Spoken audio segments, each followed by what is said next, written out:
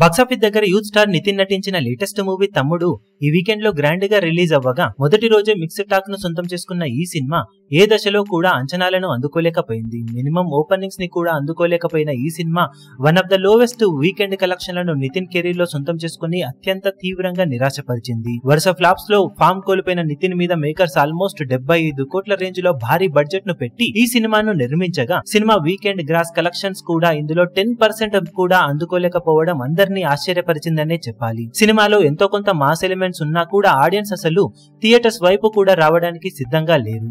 దాంతో మూడవ రోజు సండే అడ్వాంటేజ్ ఉన్నా కూడా తమ్ముడు సినిమా కేవలం 11,000 రేంజ్ లోనే టికెట్ సేల్స్ ను సొంతం చేసుకుని తీవ్రంగా నిరాశపరిచింది. ఈ ఇయర్ వచ్చిన Robin Hood movie Nithiin career లో తీవ్రంగా నిరాశపరిచిన సినిమా అయితే ఇప్పుడు తమ్ముడు మూవీ ఆ సినిమాను సైతం మించిన డిజాస్టర్ రిజల్ట్ ను బాక్సాఫీస్ దగ్గర సొంతం చేసుకోవడానికి సిద్ధమవుతూ ఉండటం విచారకరం.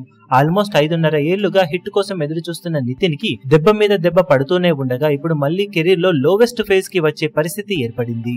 ఇలాంటి ఫేజ్ నుండి నితిన్ ఇప్పుడు తన అప్కమింగ్ మూవీ ఎల్లమ్మతో ఎట్టి పరిస్థితులలో కూడా కంబ్యాక్ ను స్ట్రాంగ్ గా సొంతం చేసుకోవాల్సిన అవసరం ఎంతైనా ఉందని చెప్పాలి. ఇప్పుడు మరి తమ్ముడు సినిమా ఎంతవరకు హోల్డ్ ను లాంగ్ రన్ లో చూపించగలుగుతుందో చూడాలి. ఇప్పుడు ఈ వీడియో మీకు నచ్చినట్లయితే లైక్ చేయండి, షేర్ చేయండి, ఛానల్ ను సబ్స్క్రైబ్ చేయడం మాత్రం మరవకండి. ఏ చిన్న అప్డేట్ ను మిస్ అవ్వకూడదు అనుకుంటే బెల్ ఐకాన్ ను ప్రెస్ చేయండి.